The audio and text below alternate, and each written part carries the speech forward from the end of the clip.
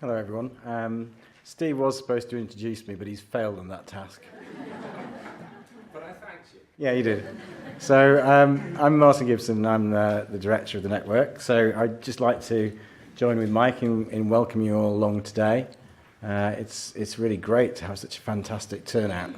I do actually wonder who might be recruiting the patients today though. So I seem to have my slides now, so we'll get stuck in. My task was to take you on a little journey of where we've been and where hopefully we're going to end up. And so it's celebrating what we've done and thinking about what the challenges might be for the future. So some of this will be old hat to quite a lot of you in the audience. So you'll remember that we used to have all of these other networks and that we started actually quite a while ago, back in about 2000 with the National Cancer Research Network. And that was put in place as a bit of an experiment at the time because nobody really knew whether networks would work, but there was a definite problem that the UK wasn't recruiting sufficient people into oncology trials compared with the rest of the world. And that was the reason why the Cancer Network was put in place, and it was very successful. And as a consequence of that success, of increasing the percentage of people with cancer being offered access to clinical research, the other topic networks then came on board, as you can see at different stages, and eventually we ran out of topic names, so we had to come up with a comprehensive network.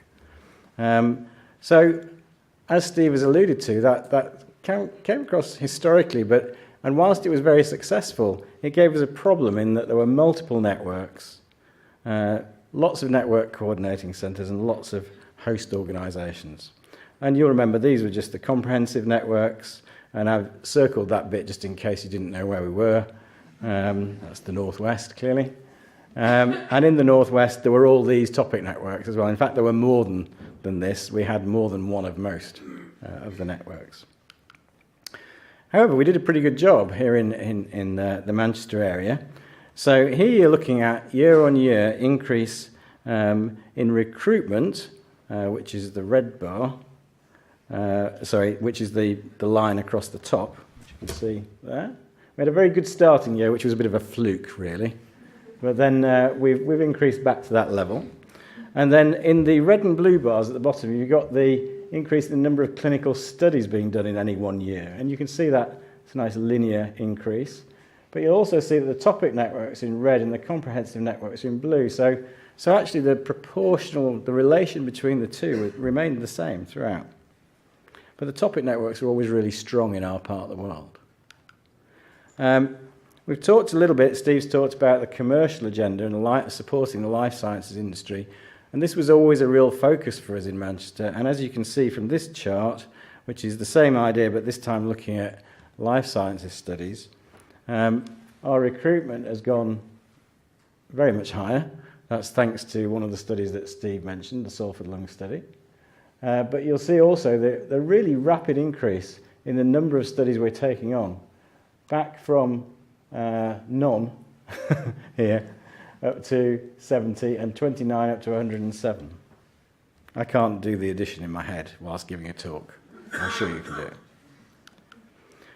Each of the networks has actually shown a trend to improvement. So this is actually a sort of compound average growth rate, which if you want that explained to you, you have to ask our information manager, Craig, who is in the audience, and will be able to answer that tough question if you ask it.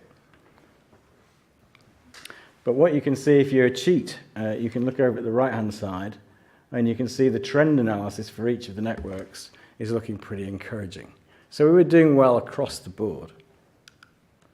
And how did we do that? Well, we did it actually, there's a clue in the name network, really. We actually all talked to each other, and we became very good at communicating. We had stakeholder mapping. We had a networking forum for the whole of the Northwest. We had a process of empowering clinical specialty leads in Manchester into groups that we call supergroups, and there were about 6 of them, which is very similar to the divisional structure that you now see in the new network. So it was actually invented here. We did performance management, we made sure that we hit national objectives, and as I say, we had a focus on life sciences and innovation you've heard around things like real-world data studies. And we've moved our commercial work from a dreadful 19th position 2 years ago, and I'm kind of hoping this was going to work. There we are, we're at the top now. That was supposed to be a nice transition, but we went up very quickly there. So, and in fact, you won't be able to see this from the back, but we ended the year with 96% of our commercial trials recruiting to time and target. Anyone from industry in the audience? Yes, Bob, I know you are. That's pretty good, isn't it? We can say that. Yeah.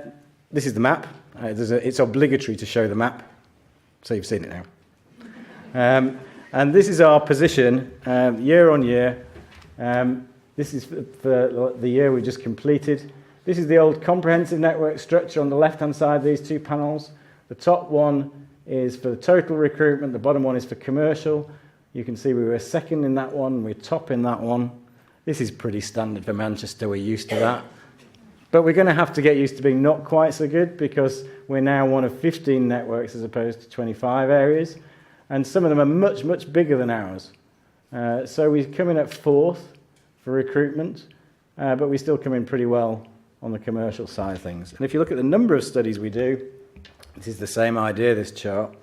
So here we've got what it used to be like, number 3 and number 2, and we've slipped down to 1, 2, 3, 4, 5th and 2nd. So we are still hitting well above our weight. This is the new structure. The new structure is in divisions, the 6 of them there, and I'm sure you don't need to read it because it'll all be completely embedded. If you look at those divisions now across Manchester, you find we do the same kind of analysis. Division 5 recruits the most. That's got primary care in it. Division 6 is next, which has got things like respiratory disease, critical care. It's what was unfortunately at one point referred to as the offal. I think that's the one that you're in charge of, isn't it, Steve, nationally? Yeah, I thought so. Then we have cancer, which does extremely well in Manchester. And then Division 3, reproductive health and childbirth, renal disorders, cardiovascular disease, diabetes in 2, and mental health dementias in 4.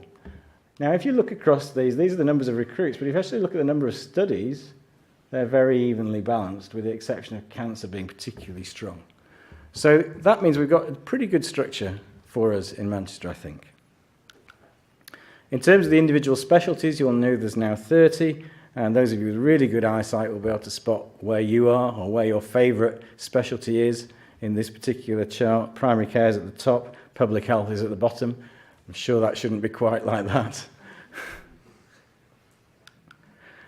The challenges for our new structure are, we've got a new host, but you've already heard that the host is very much on board. We have some fabulous accommodation in central Manchester, which we're really enjoying, particularly some of us, because it has a shower.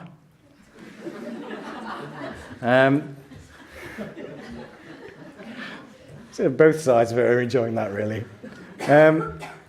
There's been a process of transition. Some of that's been quite painful and difficult for people, and we understand that, and we're trying to work through that. But generally, the process has gone extremely well. On the plus side, we're now much closer to a lot of our academics in the university. We're working on our NHS engagement through our partnership board, and of course, as Mike has mentioned, we're co-terminus with the AHSN. And we're going to build on the success in the same way that we did last time. We're going to do communications. This is one of those. We're going to do more networking. We're going to continue to empower our specialty leads. We're certainly going to be lots of performance management, which you can all look forward to. We're still going to have a focus on life sciences because we're really good at it. And we're still going to innovate. Even though it gets us into quite a lot of trouble sometimes, we're still going to carry on and do that anyway. And here's some of the people that we've already appointed. Thankfully, the pictures are quite blurry. But we'll be improving this, not necessarily the pictures, but we'll be improving this and having more detail in this as we go forward. So I'd like to stop there, and thanks for your attention.